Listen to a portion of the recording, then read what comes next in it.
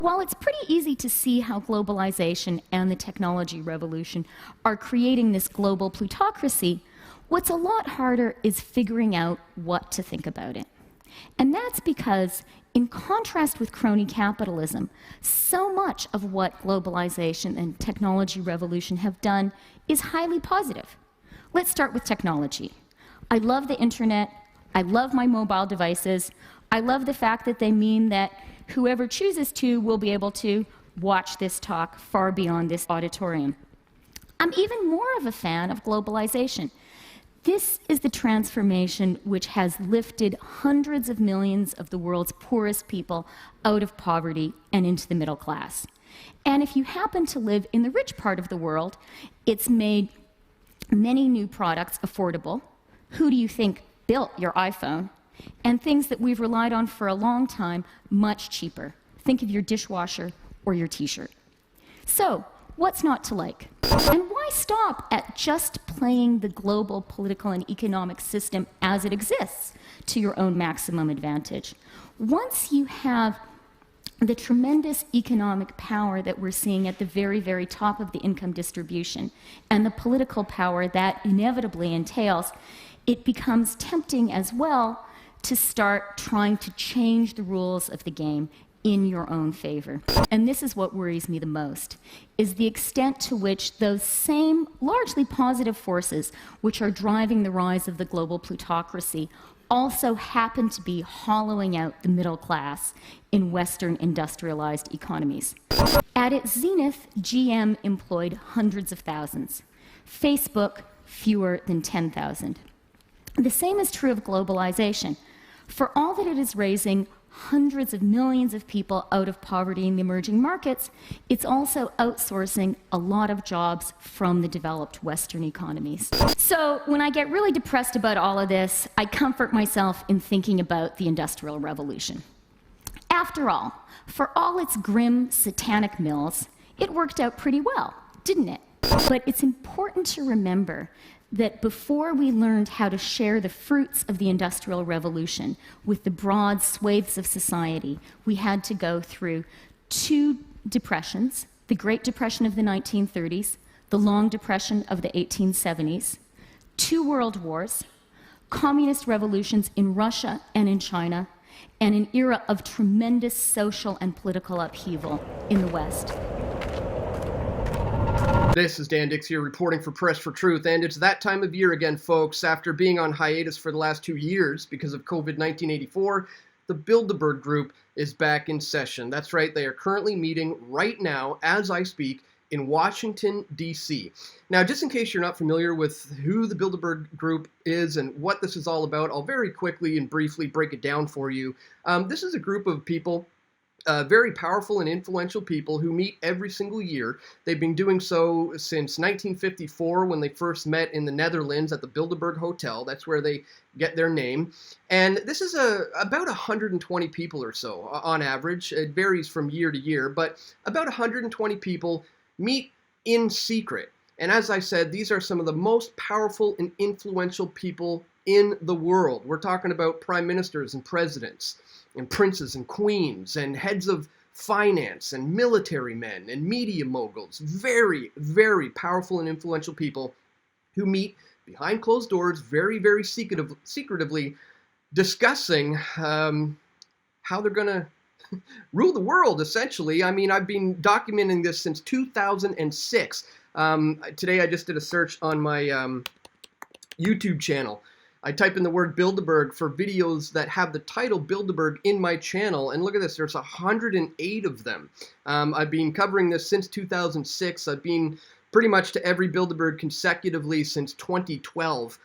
If you just search Bilderberg Group on my website, you're going to find pages and pages and pages of stuff, over 40 pages of my Bilderberg coverage here. I made a whole documentary film about it. If you go to my website and at the top here, you click on documentaries, you can scroll down to my film, The Turning Point.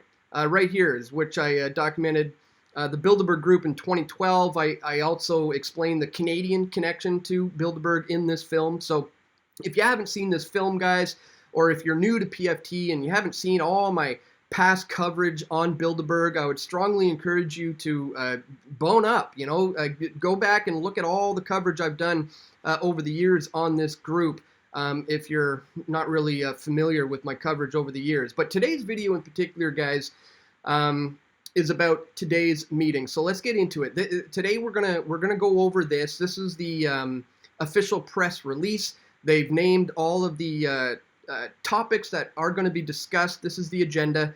We're also going to look at the participants list, which is also being released with notable names. You got people like the Pfizer CEO is there, Henry Kissinger. You got the former CIA head. You got the former CEO head of Google. You got the current director of the CIA is there, and Canada's own Deputy Prime Minister Chrystia Freeland is there as well, ladies and gentlemen, who I recently discovered over a decade ago wrote this paper, The Rise of the New Global Elite. In this, she actually mentions the Bilderberg Group. So I'm going to show you that, guys. She ended up putting out a book called Plutocrats, The Rise of the New Global Super Rich and the Fall of Everyone Else. So today we're going to be looking at the question, is Chrystia Freeland Bilderberg's pick for the next Prime Minister of Canada? Well, we're going to look at all of that, guys, and much, much more in this video. But just before we do, I'd quickly just ask that you check me out at pressfortruth.ca/donate if you do appreciate my efforts to continuously bring you this information. There you can do PayPal, you can do Bitcoin, you could join me on Subscribestar, there's other cryptocurrencies, you can sign up for a monthly recurring contribution here, you can do an e-transfer to Dan at pressfortruth.ca, or you can send things to my P.O. Box, guys. Links for all of that is located in the description below. Thank you so much to anybody who does contribute to my efforts. All right, so oh man, I've got so many things I could say about Bilderberg over the years of covering it. I've got so many crazy stories, from being arrested, from having police barge into my hotel room, from being thrown in jail, from having the police try to sue me.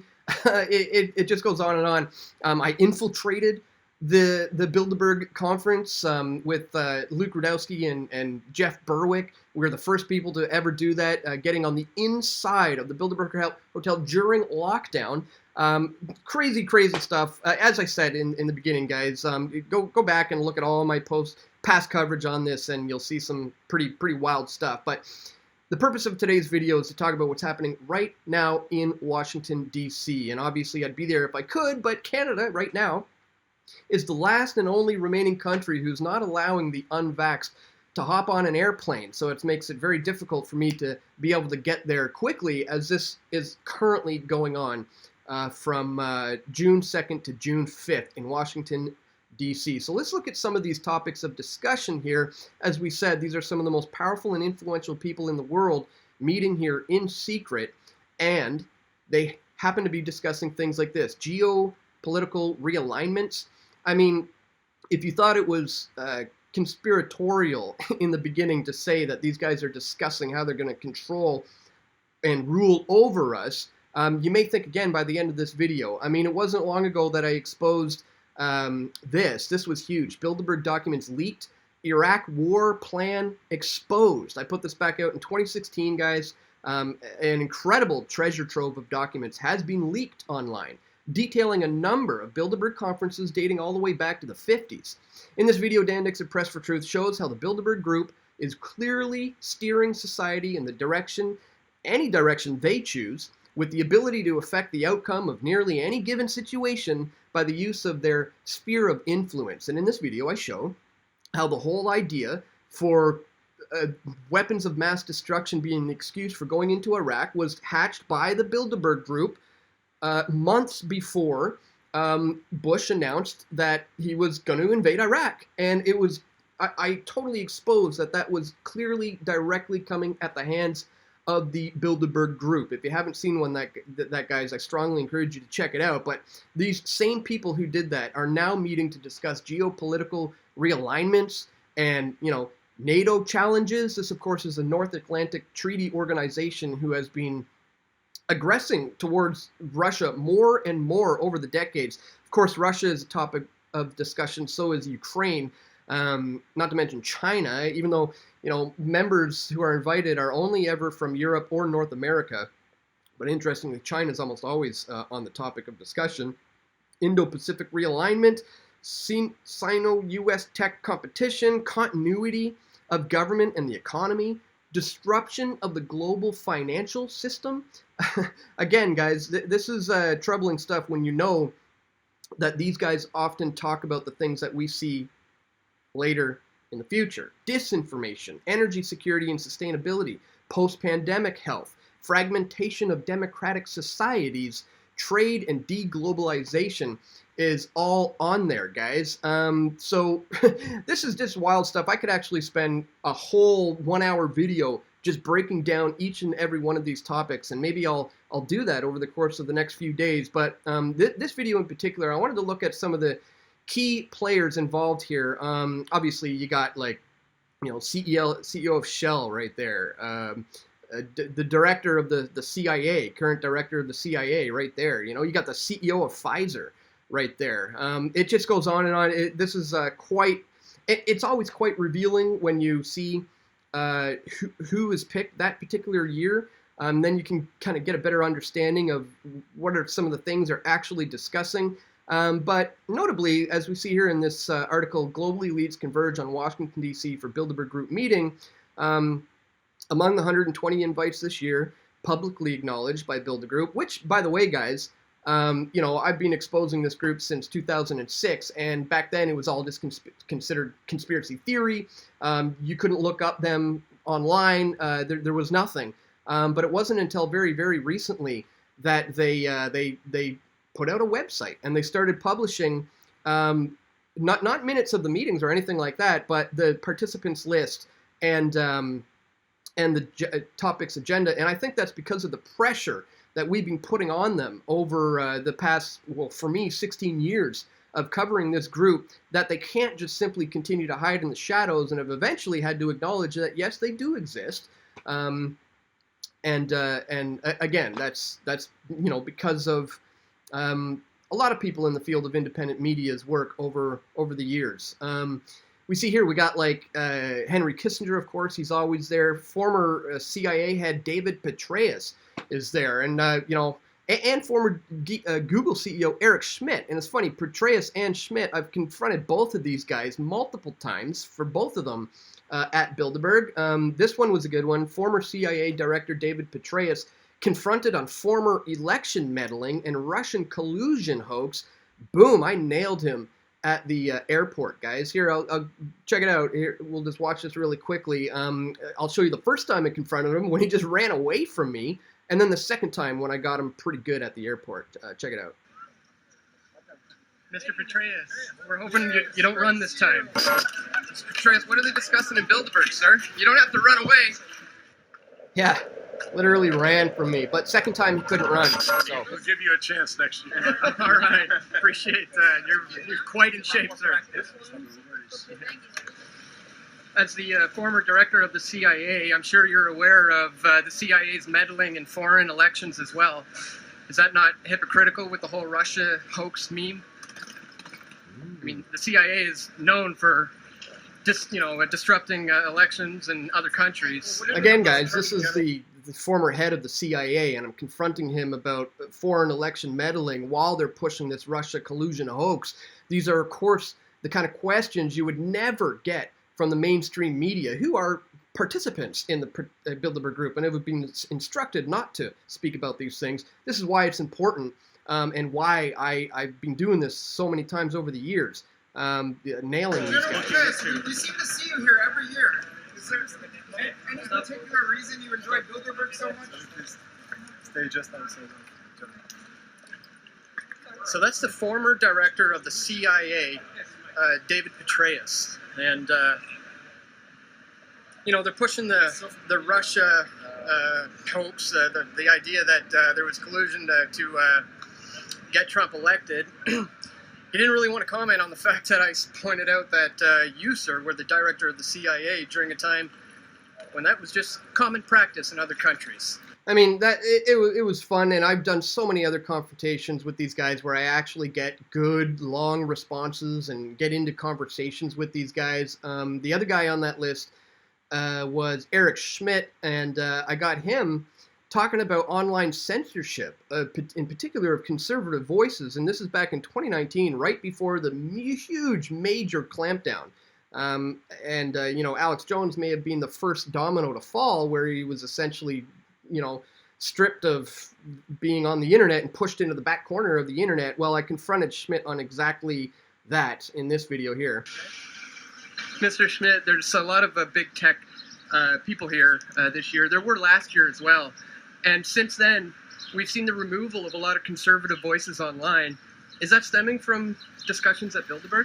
Again, these are the kind of questions that, mainstream media is not going to ask somebody like, Eric Schmidt, former CEO of Google. But this is why it's incredibly important to get out there to these things. And I really wish I could be there now, especially to confront Chrystia Freeland in regards to her participation this year in the Bilderberg Group, especially when she's spoken of them in the past. She's written about them, and she likens it to these plutocrats, the rise of the new global super rich, and the fall of everyone else. Well, now she herself is in attendance. So let's just look at what she actually wrote. This is Chrystia Freeland's words herself. It says here, what is more relevant to our times, though, is that the rich of today are also different from the rich of yesterday. Our light-speed, globally connected economy has led to the rise of a new super elite that consists, to a notable degree, of first and second generation wealth. Its members are hardworking, highly educated, jet-setting meritocrats who feel they are deserving winners of a tough worldwide economic competition, and many of them, as a result, have an ambivalent attitude towards those of us who didn't succeed so spectacularly. Perhaps most noteworthy, they are becoming a trans-global community of peers who have more in common with one another than with their countrymen back home. Whether they maintain primary residences in New York or Hong Kong or Moscow or Mumbai, today's super rich are increasingly a nation unto themselves. And then she starts to mention who she's talking about. And here we see the road to Davos. To grasp the difference between today's plutocrats and the hereditary elite, who, to use John Stuart Mill's memorable phrase, grow rich in their sleep, one needs to merely glance at the events that now fill high-end social calendars. The debunked balls and hunts and regattas of yesteryear may not be quite obsolete, but they are headed in that direction. The real community life of the 21st century, plutocracy, occurs on the international conference circuit. She says the best known of these events is the World Economic Forum's annual meeting in Davos, Switzerland, invitation to which marks an aspiring plutocrat's arrival on the international scene. And here we go. She says the Bilderberg Group, which meets annually at locations in Europe and North America, is more exclusive still and more secretive, she explains, though it is more focused on geopolitics and less on global business and philanthropy. So she's discussing the secretive nature and the exclusivity nature of Bilderberg in her paper, The Rise of the Global Elite, followed up with this book, Plutocrats, The Rise of the New Global Super Rich, and the Fall of Everyone Else. And now she herself is in attendance. And, interestingly, as this article points out as well, there's a lot of people in the past who end up in high positions of power shortly after they've attended. A number of these have gone on to lead nations shortly afterwards, like Angela Merkel. She attended in 2005, and only months before that, she became the German chancellor. Or Bill Clinton, who attended in 1991 when he was still just the governor of Arkansas. I've also exposed that Stephen Harper was there before he became prime minister, and all of them have been there. So yeah, that's all in my Bilderberg documentary. Where is it? Anyways, yeah, if you go to my documentaries and you click there, you'll find it. The Turning Point is when I documented the Bilderberg meeting in 2012. But as I said, there a lot of times the guys who are on the list here end up in very, very high positions of power, like prime minister or president. And when we look at Chrystia Freeland's rap sheet here, I mean, she's done it all: Minister of International Trade, Minister of Foreign Affairs, current Deputy Prime Minister, Minister of Intergovernmental Affairs, Minister of Finance. I mean, she's been around all of these circles, and she understands the inner workings of the global elite. She's written about it. I mean, she says here, through my work as a business journalist, I've spent the better past half of the decade shadowing the new super rich, attending the same exclusive conferences in Europe and conducting interviews over cappuccinos, or in Silicon Valley meeting rooms, observing high-powered dinner parties in Manhattan. And some of what I've learned is entirely predictable. The rich are, as F. Scott Fitzgerald famously noted, different from you and me. Well, now she's mingling very, very closely with those who she calls different from you and me. And as I said, and as I've shown time and time again over the years, these are the guys who are pulling the strings geopolitically. And I think we're going to have to pay attention over the next few months and certainly, year or so to the direction that Canada may be going in regards to having Chrystia Freeland being at the helm. You heard it here first, guys. We'll see how this ages, but I just wanted to bring that to your attention.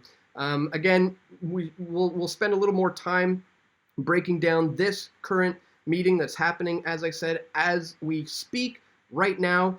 But today, I just wanted to bring to your attention what the current Deputy Prime Minister feels about the so-called global elite and the plutocracy as she's currently meeting with them as we speak.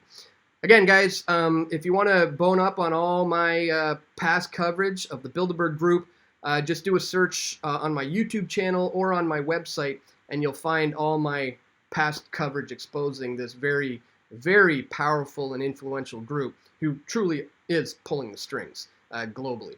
So that's all for today, guys. Just wanted to bring that to your attention. Once again, if you do appreciate my efforts to bring you this information, don't forget to check me out at pressfortruth.ca/donate. And that's all for today, guys. I want to thank you all for watching. Don't forget to click the thumbs up button and share this video. And that's all for today, my friends. Stay tuned. We're going to have more video reports coming soon. This is Dan Dix reporting for Press for Truth. We all want truth.